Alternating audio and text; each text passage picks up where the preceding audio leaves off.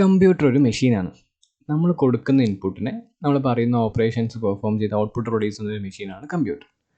Computer ചിന്തിക്കുന്നത് on അല്ലെങ്കിൽ of എന്നുള്ള ടേംസിലായിരിക്കും. അതായത് കമ്പ്യൂട്ടറിൻ്റെ ഭാഷ എന്ന് പറയുന്നത് വൺസും സീറോസും മാത്രമുള്ളതാണ്. ഇവരെ നമ്മൾ ബൈനറി എന്നാണ് പറയുക. ഈ ബൈനറി ലാംഗ്വേജിൽ കമ്പ്യൂട്ടറുമായിട്ട് കമ്മ്യൂണിക്കേറ്റ് ചെയ്യുക എന്ന് പറയുന്നത് വളരെ കോംപ്ലിക്കേറ്റഡ് ആയിട്ടുള്ളൊരു കാര്യമാണ്.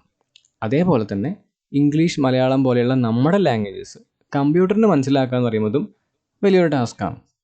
സോ നമുക്ക് ഈസി ആയിട്ട് പഠിക്കാൻ പറ്റുന്ന, കമ്പ്യൂട്ടറിന് കൺഫ്യൂഷൻസ് ഒന്നും ഇല്ലാതെ തന്നെ ബൈനറി ലാംഗ്വേജിലേക്ക് കൺവേർട്ട് ചെയ്യാൻ പറ്റുന്ന ഒരു ഇൻ്റർമീഡിയറ്റ് ലാംഗ്വേജ് ഉപയോഗിച്ചാൽ കമ്പ്യൂട്ടറുമായിട്ടുള്ള ഈ കമ്മ്യൂണിക്കേഷൻ വളരെ ഈസി ആയിരിക്കും.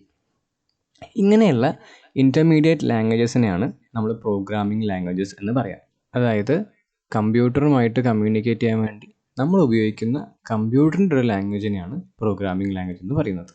അതുപോലെ കമ്പ്യൂട്ടറിനെ കൊണ്ട് എന്തെങ്കിലും എക്സിക്യൂഷൻസ് നടത്താൻ വേണ്ടി നമ്മൾ ഇൻസ്ട്രക്ഷൻസ് കൊടുക്കുന്ന ആ പ്രോസസ്സിനെയാണ് നമ്മൾ പ്രോഗ്രാമിംഗ് എന്ന് പറയാം.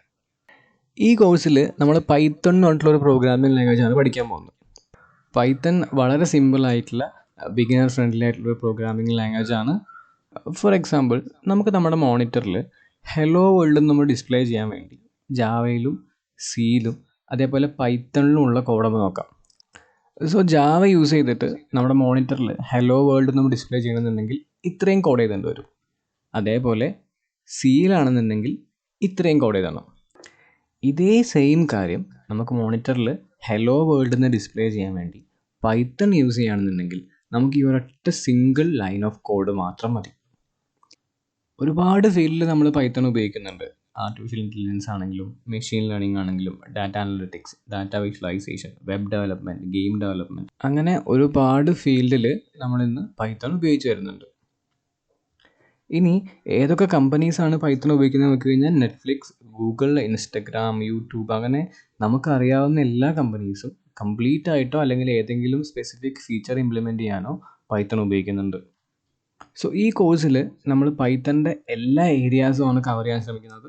എങ്ങനെയാണ് പൈത്തൺ യൂസ് ചെയ്ത് വെബ്സൈറ്റ്സ് ഉണ്ടാക്കുക, എങ്ങനെയാണ് ഗെയിംസ് ഡെവലപ്പ് ചെയ്യുക, എങ്ങനെയാണ് ആപ്ലിക്കേഷൻസ് ഡെവലപ്പ് ചെയ്യുക, പൈത്തൺ എങ്ങനെയാണ് മെഷീൻ ലേണിങ്ങിനും ഡാറ്റ സയൻസിനും വേണ്ടി ഉപയോഗിക്കുക, അതുപോലെ പൈത്തണിൻ്റെ മോഡേൺ ഫ്രെയിംവർക്കുകളായിട്ടുള്ള നമ്പി, ഫ്ലാസ്ക്, പാണ്ടാസ്, ഇതെല്ലാം നമ്മൾ നോക്കുന്നുണ്ട്. ഒരു പ്രോഗ്രാമിംഗ് എക്സ്പീരിയൻസ് നിങ്ങൾക്ക് ഇല്ല എന്നുണ്ടെങ്കിൽ പോലും ഫ്രം സ്ക്രാച്ച് നിങ്ങൾക്ക് പൈത്തൺ പഠിച്ചു തുടങ്ങാം. ഒരു പെയ്ഡ് സോഫ്റ്റ്വെയർസിൻ്റെ ആവശ്യമില്ല. അറൗണ്ട് 60+ പ്രോജക്ട്സ് ഡെവലപ്പ് ചെയ്തിട്ടാണ് നമ്മൾ ഈ കോഴ്സ് കംപ്ലീറ്റ് ചെയ്യുക.